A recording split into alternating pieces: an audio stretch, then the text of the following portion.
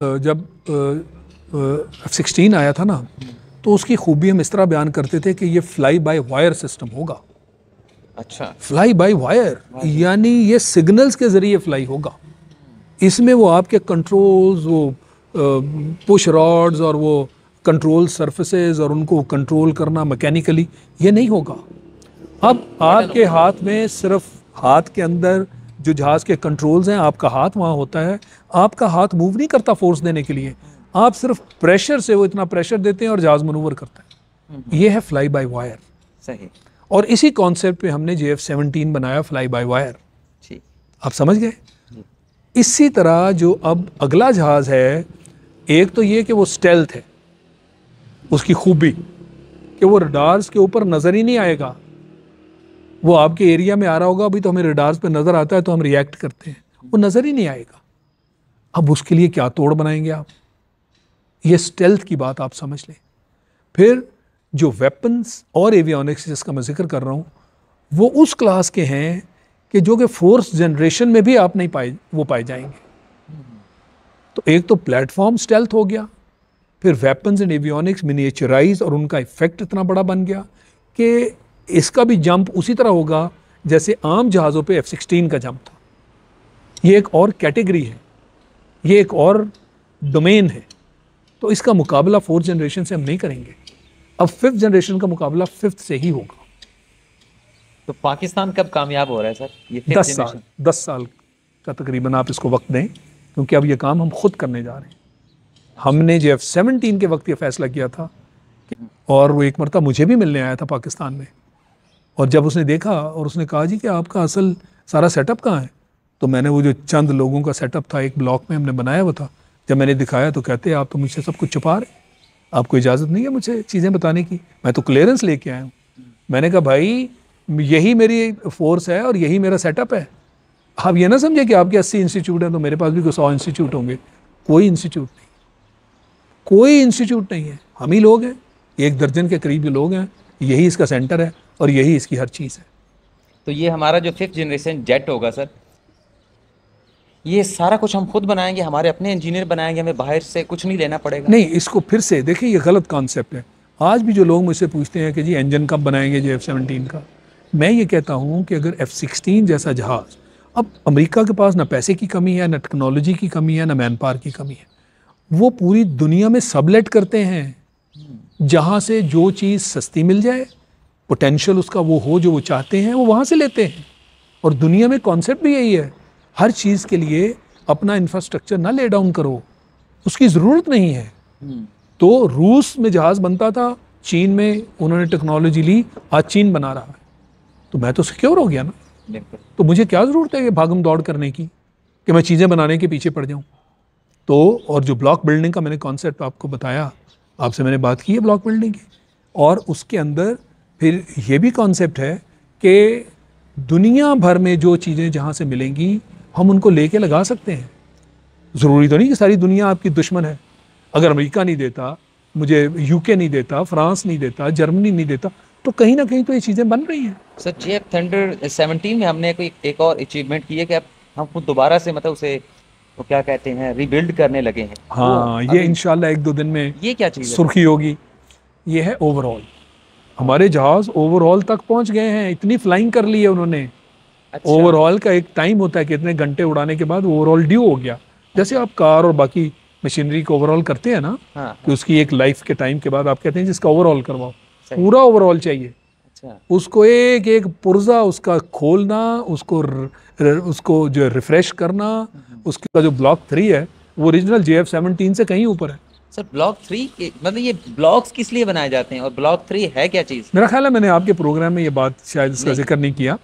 इसको कहते हैं ब्लॉक बिल्डिंग अप्रोच। अच्छा। और कुदरती बात है, मेरा अपना चूँकि बैकग्राउंड F-16 का था, जब मैं इसका चीफ प्रोजेक्ट डायरेक्टर बनाया गया, तो पहले दिन से ये अप्रोच जो थी ये मेरे बैकग्राउंड में थी कि जब F-16 हम लेकर आए थे तो ब्लॉक बिल्डिंग थी ना। हमने जो वहाँ फ्लाई किया वो ब्लॉक 5 था, और जब हम पाकिस्तान ला रहे थे 6 महीने के अंदर ब्लॉक 15 बन चुका था, तो हम ब्लॉक 15 लेकर आए।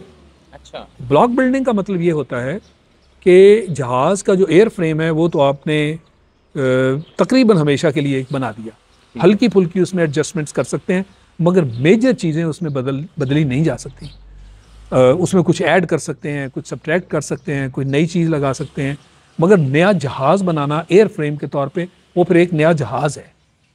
तो इसलिए इसके अंदर जो भी आपने आइंदा अपग्रेड करने हैं वो एवियनिक्स और वेपन्स में करने हैं। आज की दुनिया में असल चीज़ एवियनिक्स और वेपन्स है, एयर फ्रेम नहीं, क्योंकि आज वो डॉग फाइट का ज़माना ख़त्म हो गया। डॉग फाइट में एयर फ्रेम को बड़ा मनूवरेबल होना पड़ता था, मगर अब डॉग फाइट नहीं है। अब तो आपके BVR आ गए, बियॉन्ड विजुअल रेंज मिसाइल। दुश्मन को खबर ही नहीं कि वो मिसाइल आपने कितने मील दूर से मारा, आप वो मिसाइल मारा, मिसाइल उसकी तरफ चल पड़ा, आप मुंह वापस मोड़े अपने खत्ते की तरफ चल पड़े। इसको फायर एंड फॉरगेट कहते हैं, फायर एंड फॉरगेट। तो अब ज़माना फायर एंड फॉरगेट टेक्नोलॉजी में एयर फ्रेम से कहीं बढ़ के एवियनिक्स और वेपन्स का है। इसमें हर 5 साल बाद अगर आप इनको रिव्यू करें, टेक्नोलॉजी इलेक्ट्रॉनिक्स में आपको पता है कि कंप्यूटर्स का क्या हाल है, आपके टेलीफोन्स का क्या हाल है। 5 साल में वो टेलीफोन ही नहीं रहता, वो इस काबिल नहीं रहता कि आप उसको इस्तेमाल कर सकें। इलेक्ट्रॉनिक्स है ना ये।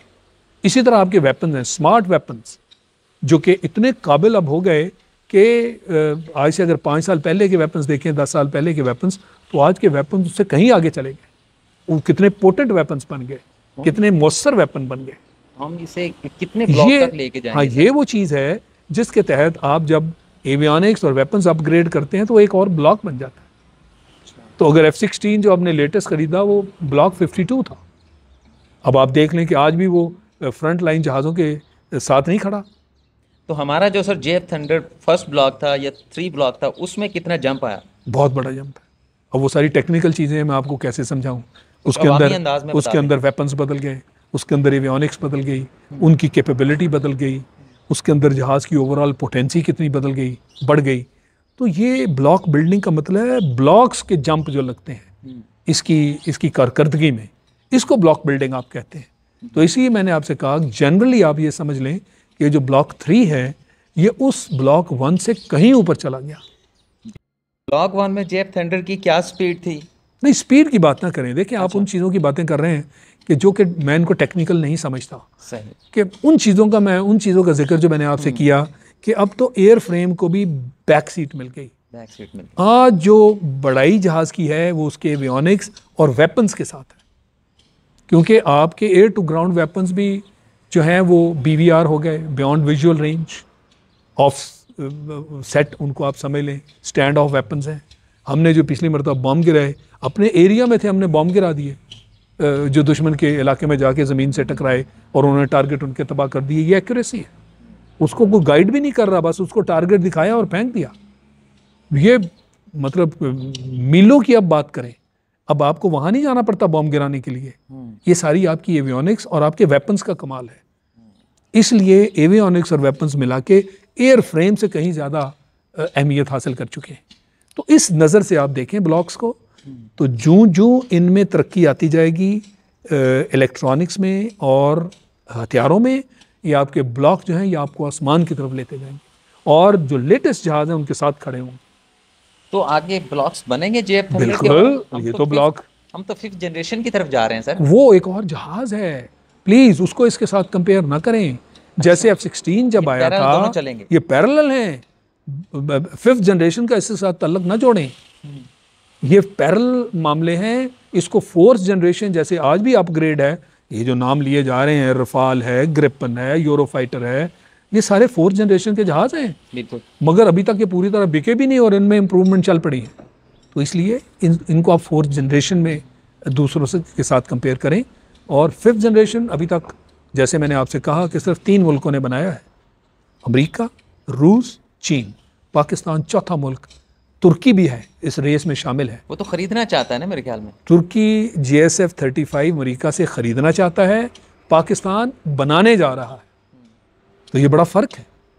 पहले भी जो हमने JF-17 बनाया, कितने मुसलमान ममालिक हैं जहाँ ये टेक्नोलॉजी कोई भी नहीं है, जैसे न्यूक्लियर वेपन में कोई नहीं था, इसमें भी इब्तदा हमने की। बल्कि दुनिया में वो 4-5 मुल्क हैं जो जहाज़ बनाते हैं और उसमें हम भी शामिल हो गए। आज 5th जनरेशन में इन 3 मुल्कों के बाद चौथा मुल्क आप शामिल होने जा रहे हैं। सर ये 5th जनरेशन रूस, अमेरिका और आपने बताया चीन ने बना ली है।